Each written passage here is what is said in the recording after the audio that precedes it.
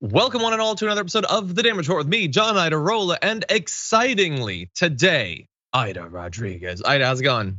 It's going well, how are you? I'm great, everything's great, the country is great, the Supreme Court is great. There's just so much that's great. What is great though, is I mentioned this on the pre-show this week. Okay, on Monday, we had Francesca Fiorentini. On Tuesday, Alonzo Bowden. And today, Aida Rodriguez. Nice, those are my best progressive comedians. What a great week. Nice, those are my friends. I know, it's good. It's good to spend time with your friends during dark times, which has been the last few years or decades, depending, and probably the rest of our lives, which might be a few years or decades, depending. So keep your friends close. Anyway. And your enemies honestly far away because I can't deal with the enemies, okay? So with that though, we have a lot that we are gonna be talking about through the course of this show. So I wanna thank all of you, regardless of what platform you're on, for joining us. If you're on a platform where you're watching live, hit the like button, go ahead, do that. We might send out some notifications, let people join us. Speaking of people joining us, YouTube just added the functionality that you can gift memberships. So you just gift it, it gives it to a random person watching the show, which is such a nice thing to do. And we already had someone do that right off the bat.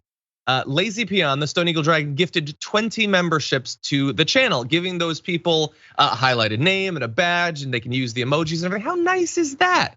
And so great, very nice of you to be a great ambassador dragon in that way.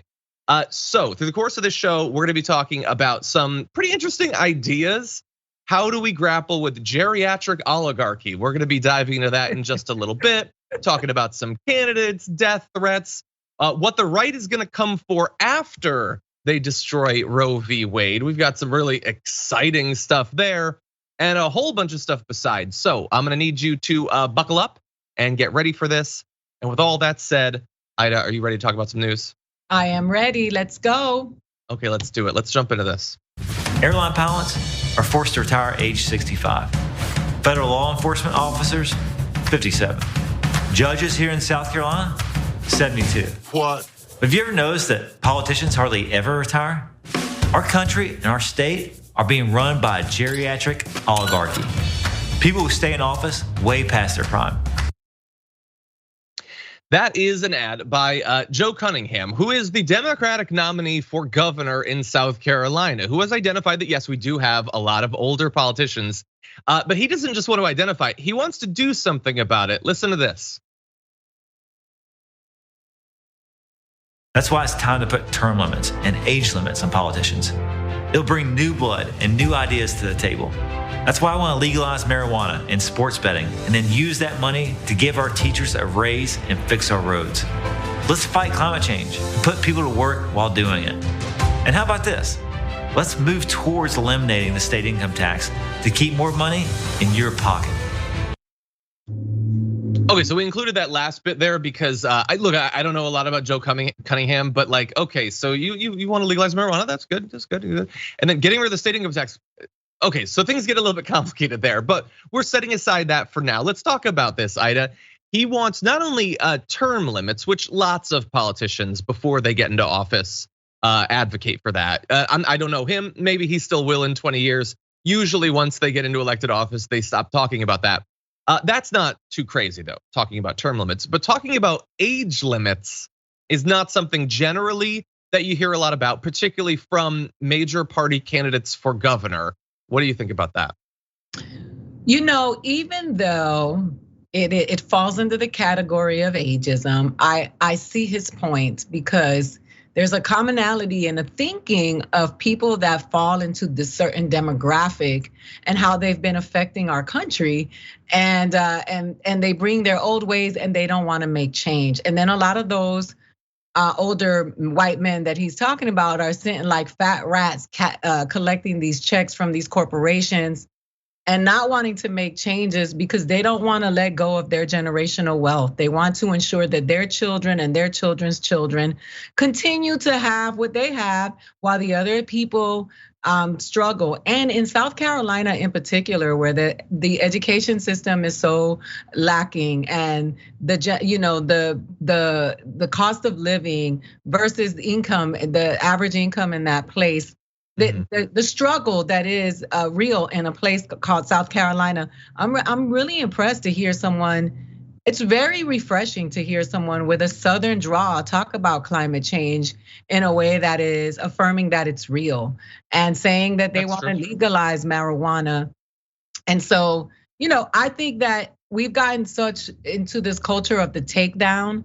It's going to take all hands on deck. And someone that's leaning towards progress is always better than the people who are trying to prevent it at all costs.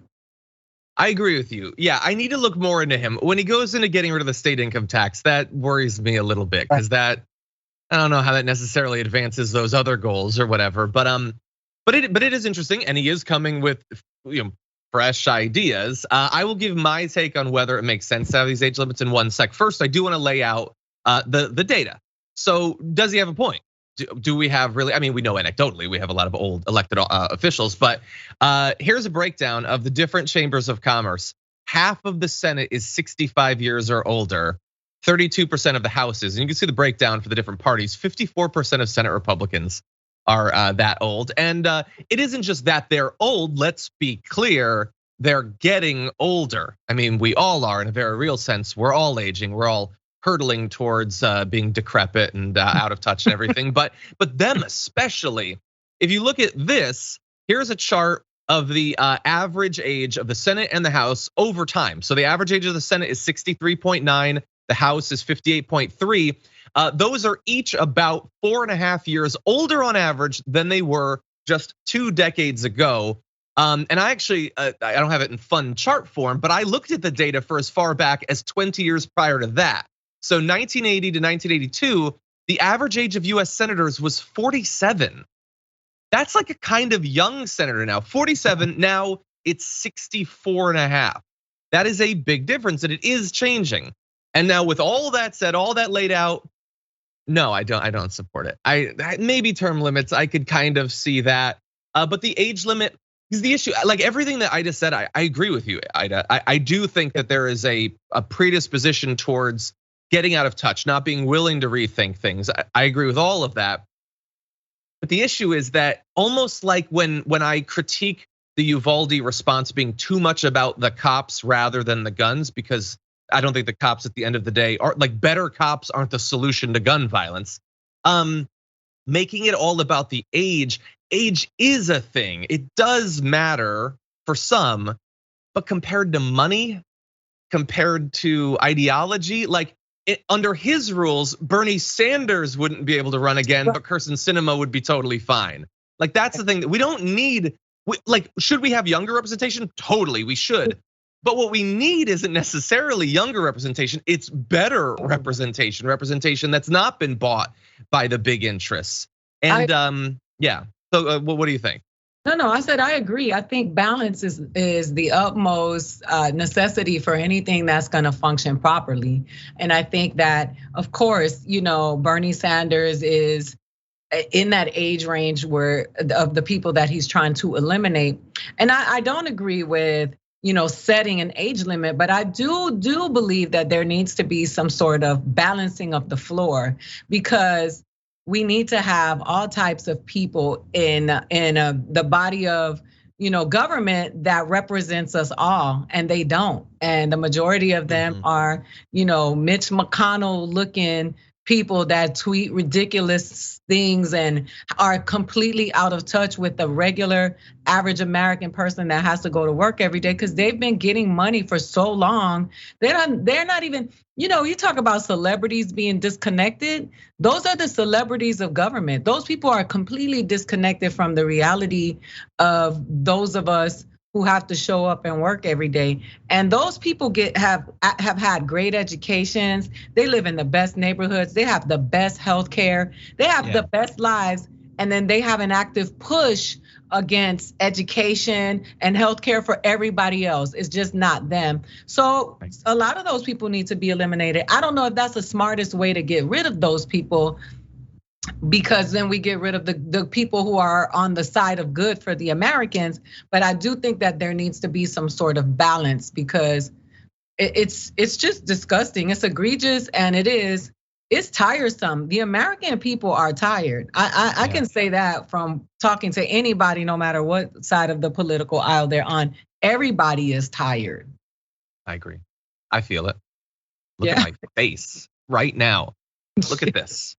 I mean, I'm not saying I looked great a couple of years ago or anything, but it was better than this. Come on.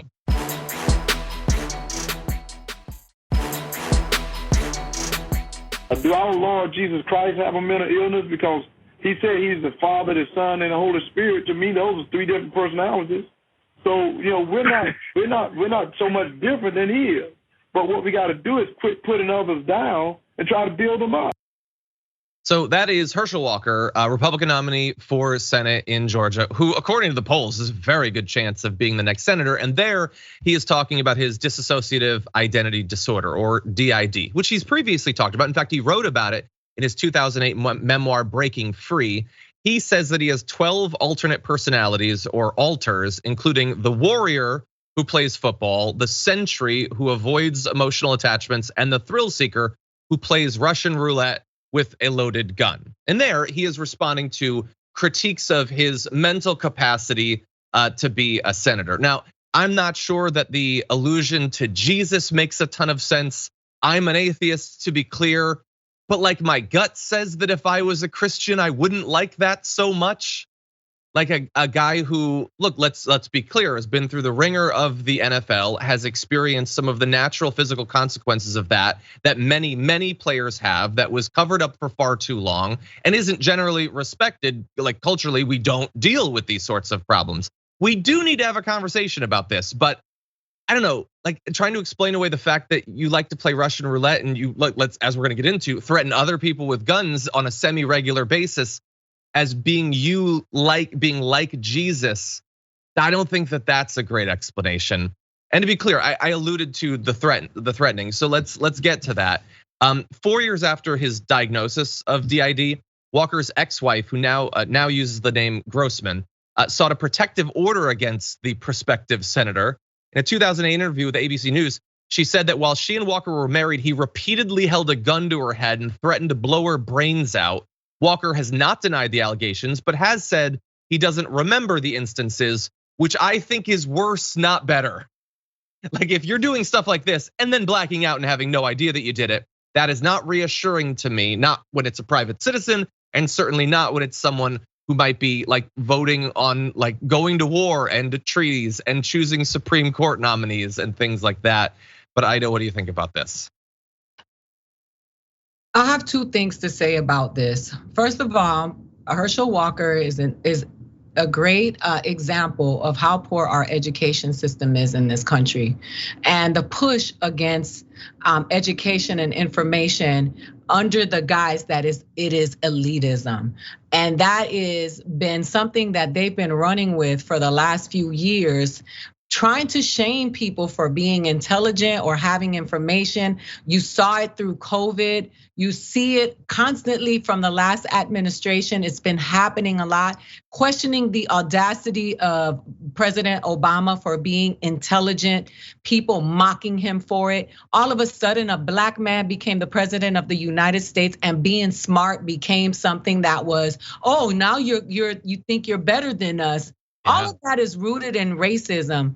But the other thing I want to say is, unfortunately for people like Herschel Walker, Silk and Diamond, whatever their names are, those people who are,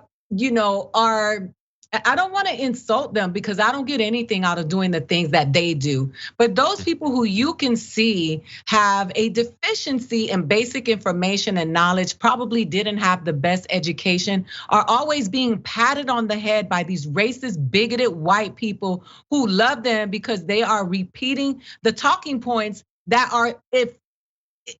are oppressive to them themselves. Because the people who, like I said earlier, the people who are always pushing against education and calling out things about the intellectual elites, look at their resume and find out where they went to college and see how they have a degree of post-secondary education. But they want you to be ignorant because all they want you for is to step and fetch. And that is what's so sad about this. This man this is that grab him by the thing phenomenon that we are watching unfold before our very own eyes. They are going to enable this man to get into office because he is going to do the dirty work of keeping his own people down. And it is so insulting to see them celebrate him, knowing that he is an abuser. He has a mental illness.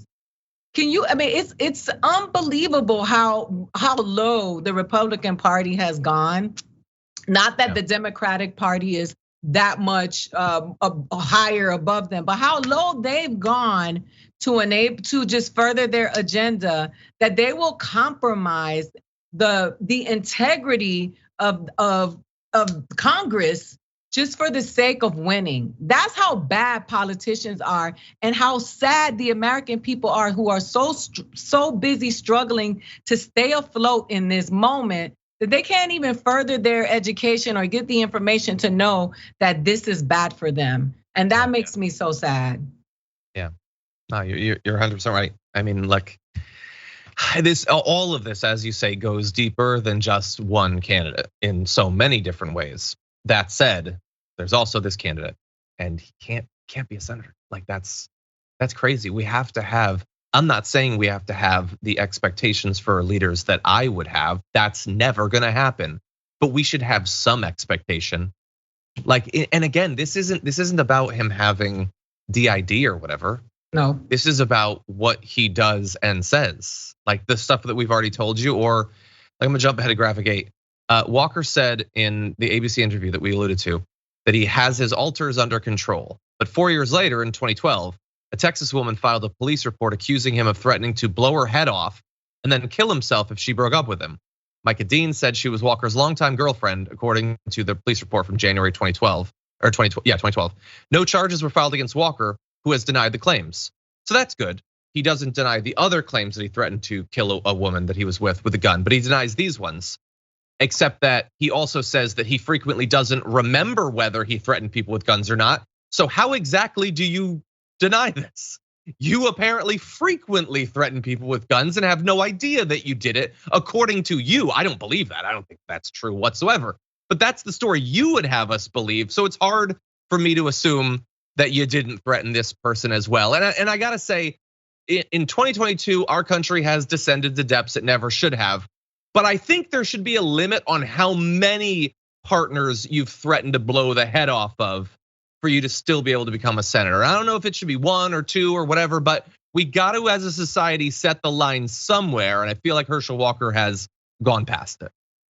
Anyway, with that said, we're gonna take our first break. And when we come back, we're gonna jump into even more threats of violence, this time at Democrat Eric Swalwell. We'll have that for you after this.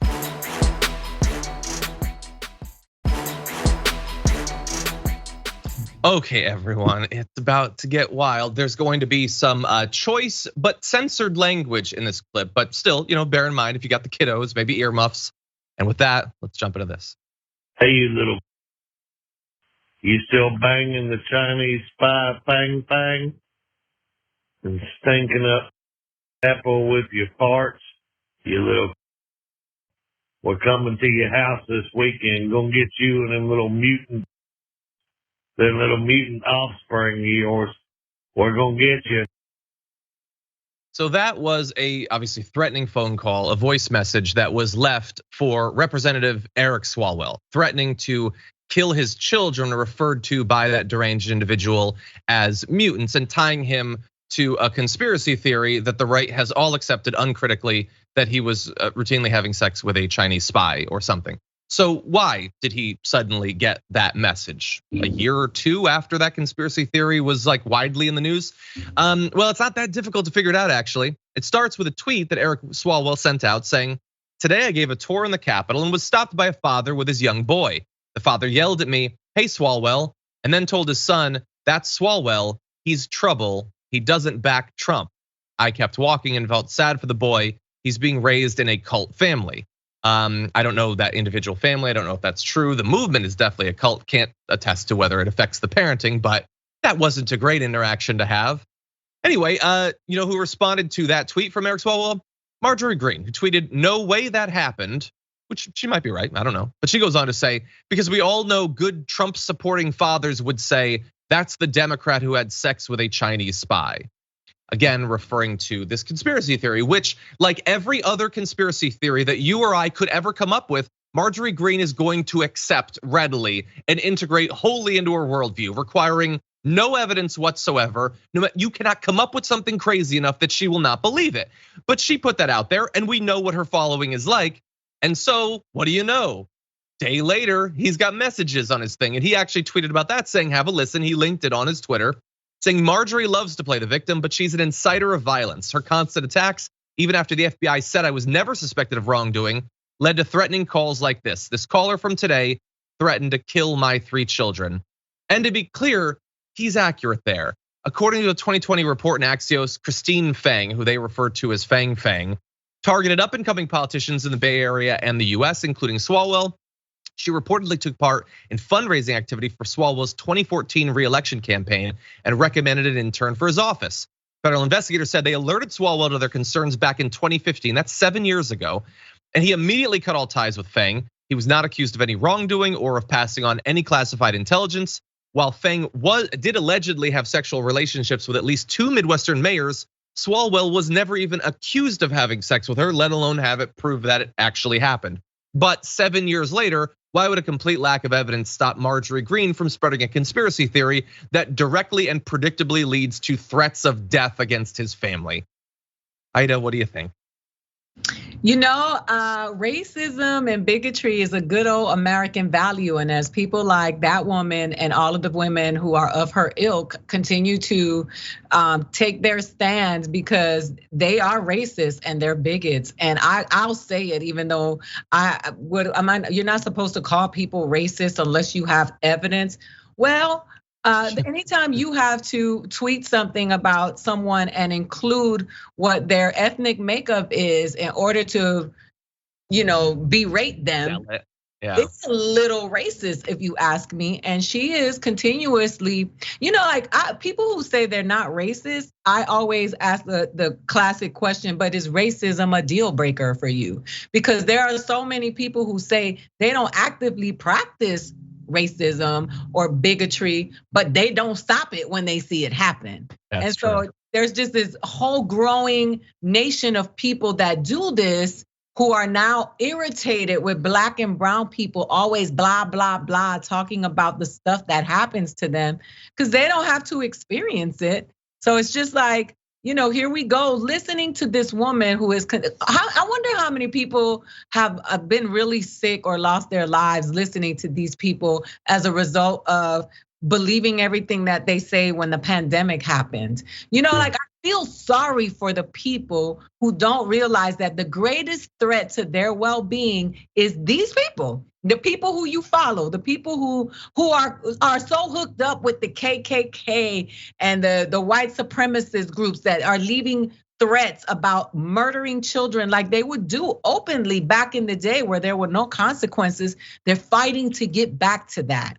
And if you pay attention to the pendulum swung one way, that's what they kept saying, it's gonna swing back. It never swung that way. It was a bunch of rhetoric. How many Black people have been killed since George Floyd?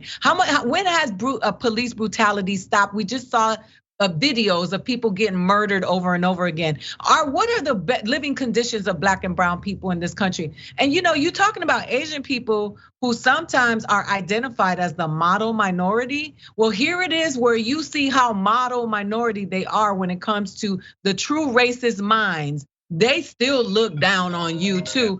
So I hope none of us are buying this Herschel Walker, Asian people, anybody who gets patted on the head by these white people who would like to see us fetching their meals.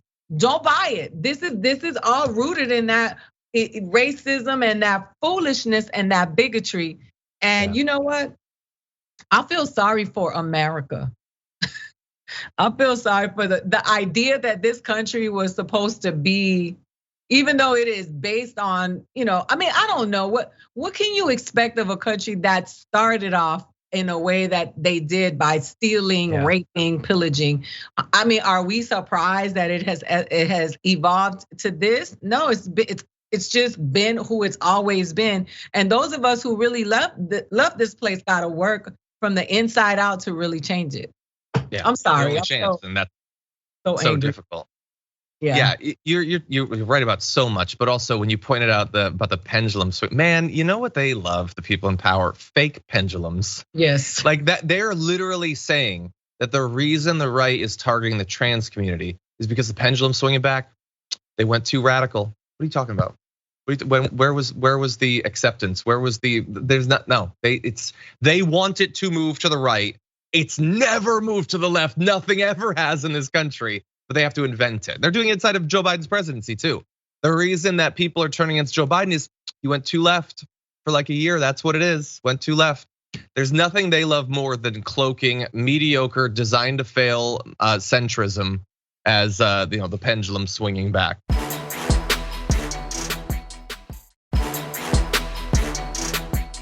And it's our job to defend the Second Amendment. Yeah, I understand that we don't have guns in the UK, that is true, but we don't have mass shootings either. Children aren't scared to go to school. You have mass stabbings, lady. You have all kinds of murder, and you've got laws against that. Nothing like the same rates. Well, you can go back to your country and worry about your no guns. That's very kind. We like ours here. Americans love to say that they want representatives like them, and I think they got it there with Marjorie Greene. She made a claim that the UK, sure, they don't have mass shootings, but they have just as much murder, and the reporter immediately replied, that's not true, and we're gonna give you the facts. And when it was demonstrated to her that the point she'd made wasn't true, her immediate fallback was, go back to your country. Marjorie Greene might be standing next to a podium. She might technically be a representative, but she is no different from every Karen that we call out week after week on the show. She's the same person. But here are the actual figures. The US homicide rate is 4 times higher than the UK. According to Pew Research, nearly 80% of US murders in 2020 involved a firearm. Now, what are the stakes of that difference? Well, in the past few years, England, Scotland, and Wales combined have seen around 30 gun deaths a year. In the US, in 2020 alone, it was 19,384. Now, we don't have time to go through all the math. I will acknowledge we have a larger population. That does not account for it, not at all. And do mass stabbings happen? Yes, sometimes they do. If you had to face a mass shooting or a mass stabbing, which would you prefer? No reasonable person does. If mass stabbings were as good as mass shootings from the point of view of the killer, why go to all the trouble and expense of buying AR-15s? There's knives everywhere, just pick one up. It's as deadly as any tactical nuke, just use that. These points make no sense, which is why we can't be surprised that they're coming from Marjorie Greene. What do you think, Aida?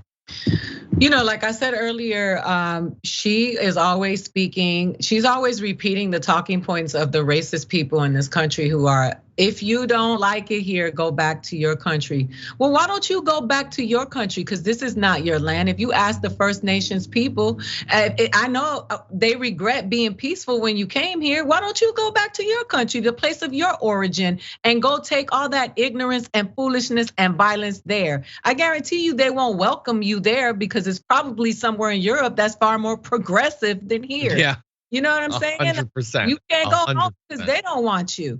But the other thing that we want to say is, it's funny, when I was growing up, my family used to say, they used to watch Fat Albert and they used to say, oh, he's like school on Saturday, no class. Look at that representation. Look at the way that woman, who's considered a representative of not just the region that she's from, but in that setting, the United States of America. And look at the way that she's talking. She is speaking directly to the people who believe that kind of stuff and speak that way. And that is why she feels emboldened, because she knows that the people that rock with her are the ones that call and threaten people to kill their children and call them mutants.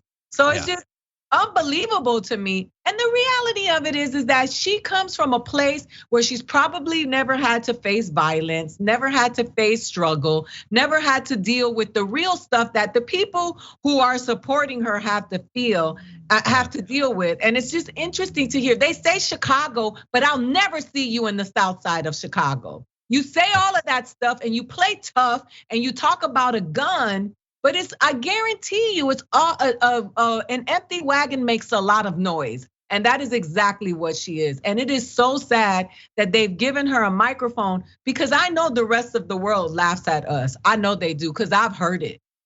Yeah, I'm just from that clip alone, I'm sure they're going to. I would like to add to, I loved a couple of the sayings you added there. The empty wagon makes a lot of noise. I think an empty skull makes even more, actually. And she demonstrates that every day.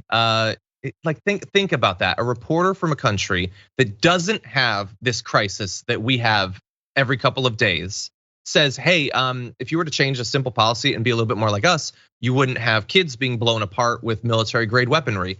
And she says, go back to your country. We like our laws. And she's saying that because she doesn't care. Like, she doesn't care if kids are being blown apart on a routine basis. She doesn't. By the way, she was calling out that the press conference, she was calling out all the Republican senators who supported that bipartisan gun bill, that incredibly weak gun bill that is not gonna solve all the problems. Even that was too radical for her. She was calling them out, saying the Republican voters don't support them anymore. Even though polling shows that Republican voters are actually perfectly fine with red flag laws and comprehensive background checks and all of that. She has no idea what the voters actually want because she doesn't care about what the voters actually want. She just doesn't like the tough questions, and her go-to is the same again as any Karen: go back to your country. Can I say one thing too? Just also that, because the conversation about guns has been hijacked in this extreme way that there's never a nuanced conversation about it. I would have had more respect for her if she said, first of all, with all respect to those fallen lives, the many fallen lives in our country, and in particular these children and these Black people in Buffalo that have just been murdered, with all that, just have some type of sensitivity towards those human beings, those lost souls. And then, the conversation is always they're trying to take our guns, when we know good and well, many of people who don't believe that anybody should have guns, but many people are just advocating for getting rid of this artillery, this war arms that regular citizens are walking around with, are armed with, and in getting in the wrong hands. Nobody's trying to take your 380 away from you. Nobody's trying to take your Derringer away from you. And mind you, I had this argument with somebody the other day. Those of you who have these weapons, who think you're gonna take on the US government, who spends more money on these arms than they do on your education, your healthcare, your well-being, you are so sadly mistaken. If you saw that man in Texas, the one that was blown up upstate California, you don't stand a chance. So who is it that you think you're gonna take out? Normal, innocent citizens that don't have a defense against you, because you can't go up against the government and 100%. The military. Yeah, indisputable. No, I spend one night a week with my friends pretending that we're running around in a fantasy world of elves and dwarves and stuff like that. And their fantasies are crazier. They just are. Like, honestly, I might call myself a sorcerer once a week. They're demonstrably crazier. Anyway, with that said, we're gonna go to our second break of the hour. When we come back, though, they're not only coming for your reproductive rights, they're not only coming to destroy Roe v. Wade, they're coming for the women too. Wait until you see the idea that right wingers are passing around now. We'll have that for you after this.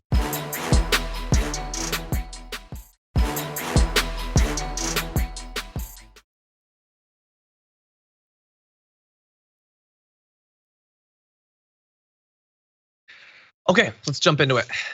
I've been talking about on the show for some time the seeming disconnect between what right wingers say they believe about abortion and what they actually want to do about it. Because of course they say that abortion is murder. It's as simple as that. If you get an abortion, if you exercise the reproductive rights that you've had for longer than you've been alive, for most of you, you are committing an act of murder. But you'll note that most of them don't say that they want to do anything to prosecute the women. Now, of course, I don't want anything to happen. I think the state should leave you alone. You can make your own decisions. But they say that it's murder, and they only really want to come for the doctors. perhaps up until now. There is a shift potentially coming. Take a look at this article. This was posted on a web called The Stream. 2 conservative authors wrote it. It was, by the way, tweeted out by the director of the Heritage Foundation, one of the intellectual leaders of the right.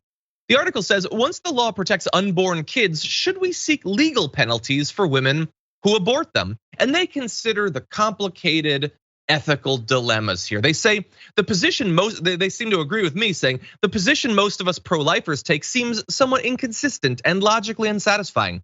We want to see legal penalties for doctors, nurses, and others who perform abortions after the legal limit. In some states, that will rightly be conception because, of course, they want to completely eliminate it. But we loudly deny claims by pro-choicers that we would punish women who sought such abortions. And that seems inconsistent, even incoherent. Now, to be clear, there are some who do or very vocally want there to be penalties for the women.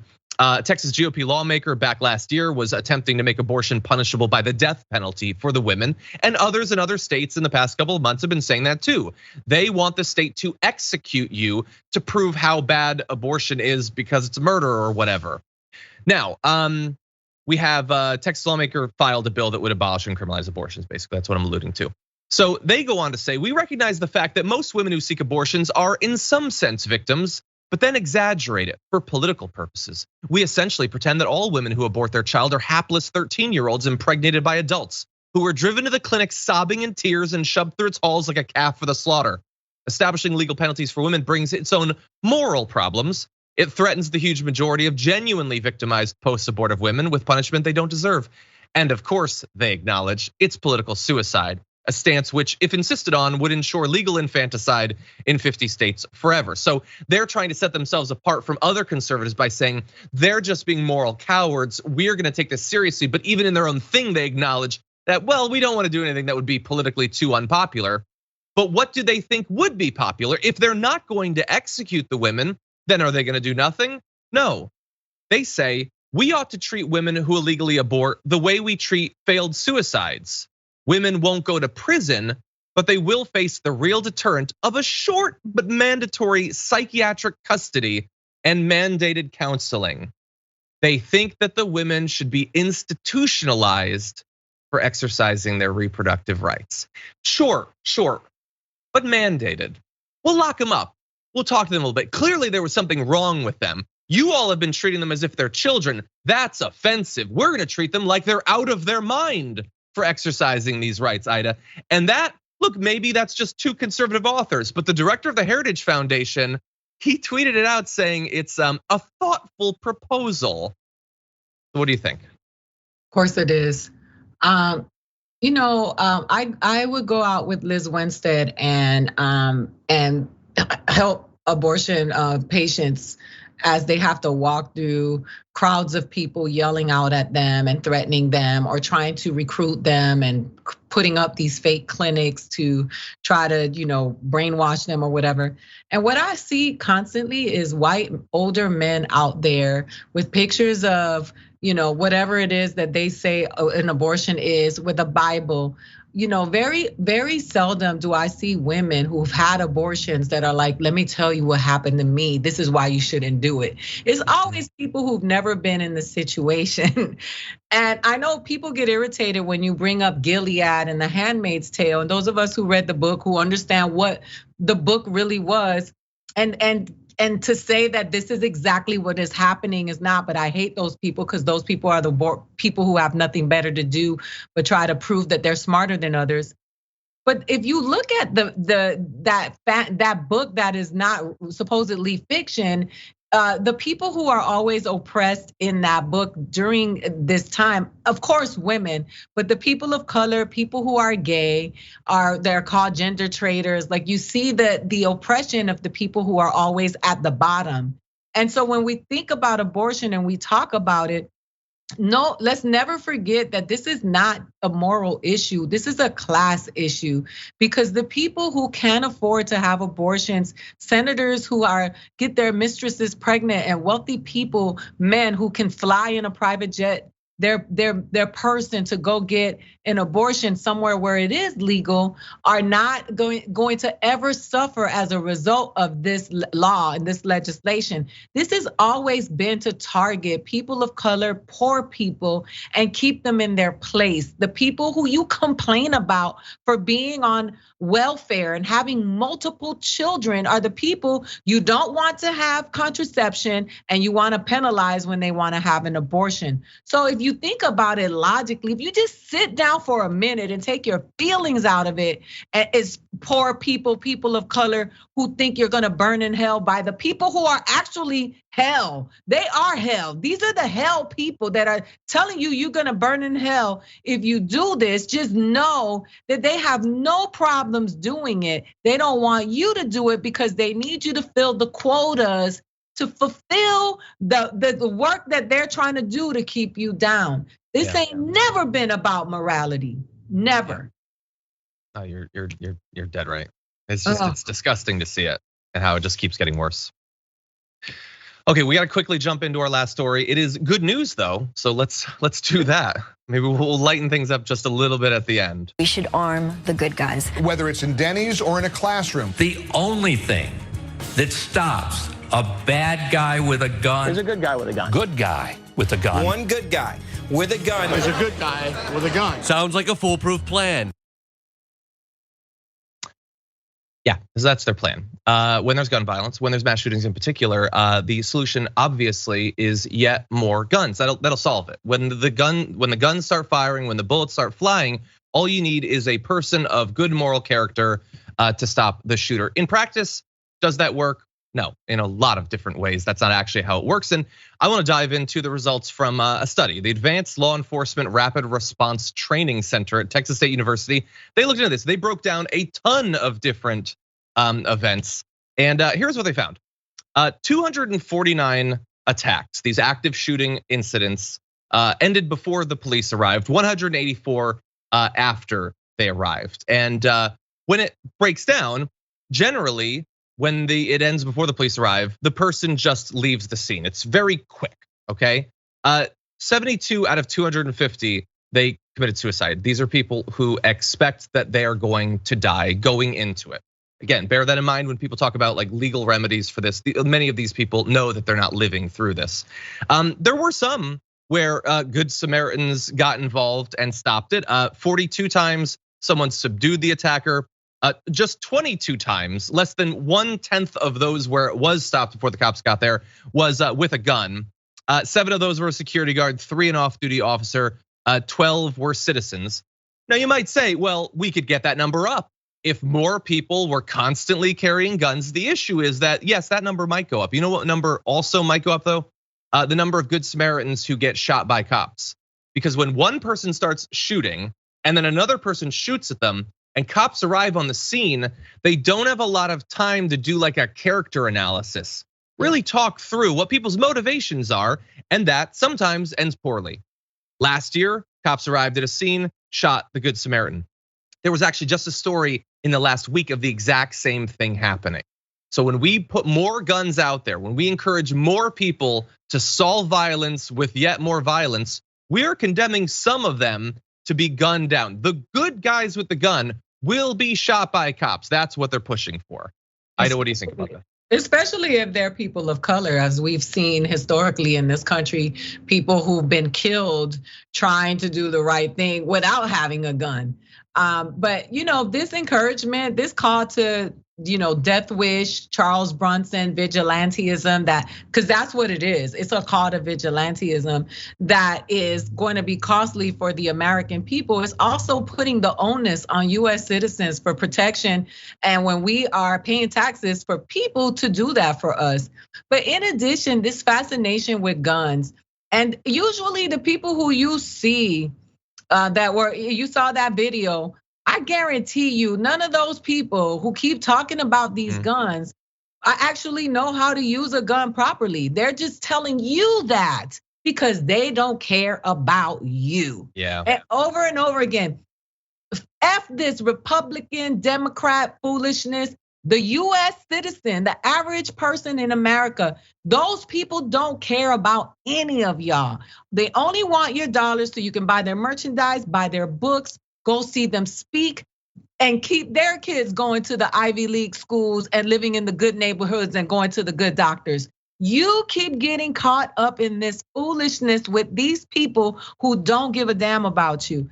And it is so sad to hear them say that, trying to arm teachers with updated books, dictionaries, arm them with the supplies that they need. I was at the dollar store buying supplies, and a teacher was in there buying the stuff that she needed for her classroom with her own money because they wouldn't give it to her. And she's a good teacher. We are just in the upside down, as they say in Stranger Things.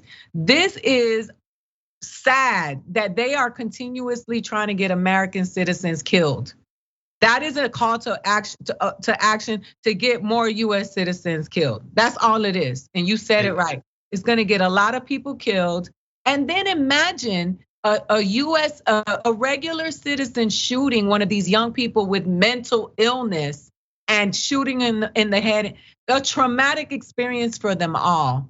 This ain't a Wild Wild West movie, guys. That they really need to wake up. I've been around gun violence my whole life. It is not all that it's cut out to be. And in a moment where you are confronted with someone who is rageful and ignorant or hurt and angry, you don't know what you're gonna do, even if you have a gun. Stop trying to get the American people killed. I would love that to change. Yeah, certainly not a solution to the problem we're facing. Now, that is unfortunately all the time we have for our first hour. Thank you everyone who's listening on the podcast or linear platforms. For those of you on other platforms, we have a lot more to talk about, so don't go anywhere. We'll be back after this.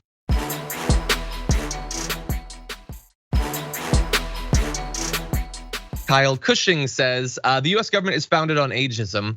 You need to be 25, 30, 35 for US representative, Senate, and president. A 20-year-old is much better than Dianne Feinstein. So Kyle's pointing out that it's sort of reverse ageism. Yeah. That's interesting. May Money says in a super chat, Aida, you are refreshing, and your comment earlier made me feel seen. I've been kind of depressed recently, can't find a job, struggling with bills, family deaths, etc. You reminded me I'm not the only one. Love. That makes me, it just makes me, there's so many stories like that. And we think about the unhoused and how much it's gone on.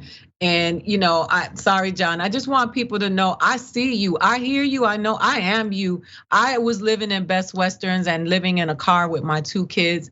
And I know that the American people are struggling while all these people are sitting around, talking about Kim Kardashian and who she's dating and when she gets ice cream. And in turn, the government, going to have arguments with reporters about knives and guns. And the people in this country are struggling. So I just want you to know that you are not alone. And even though I'm an entertainer, I'm also living check to check. It's people just don't understand how hard it is for everybody right now. And I wouldn't dare put myself in the position of someone who has to go to a 9-to-5 job, but I know that it's hard. So yeah, good energy sending your way. Hold on, just hold on and take care of your mental health. Singularity sent in a YouTube comment that just says, this guest is awesome. That's all it says. Thank you for watching. This guest is awesome, actually. That said, Aida, I hear you've got some stuff coming up. Yes, I will be at the Inland Empire, in the Inland Empire at the Ontario Improv this weekend, Friday, Saturday, and Sunday. I have 6 shows, and I am excited about doing it because I get a lot of love out there, and I'm bringing some really good other comedians with me, throwing the rope back, opening doors, and we just want to have a good time. We want to bring some joy to Ontario and surrounding areas. We just want to bring a good time. It's a really hard time for Americans right now. So we're on this joy tour to bring joy to people everywhere we go. Nice, I love it. And if you're watching and you've never been to one of Aida's shows, I've been lucky enough to be to multiple of them. It's awesome. If you're in the area, you should definitely go. And let me just say, by the way, I came across, I think it was one of your tweets yesterday. And I thought, I'm very thankful in a lot of different ways for my job. There was no guarantee that I would ever end up in this field at all, let alone here. It's just total, everything's random, but it worked. And I'm grateful for a lot of different reasons. But then I was thinking, I would have never met you. We'd have never talked if I hadn't been working here. So that's just another reason why, thank God my life went in the direction it did. That we get to interact, I get to learn from you. It's awesome. So thank you. Same, I learned from you too. And I just gotta say that the day I went to this restaurant and I encountered this woman who happened to be your wife. And I was like, wow, they are a reflection of each other. Like the beauty that comes from the inside of John comes from the inside of her as well. And I can see that they're a great compliment to each other. So I wouldn't have met you. I'm so thankful for I've learned so much from you guys as well. And the opportunity to just express my voice and speak up for people who don't ever have the mic. So thank you. I appreciate that. New Moon JLP for 15 says, woot. So good to see John and Aida together. That's the exact way I felt when she connected to Skype. I thought, woot.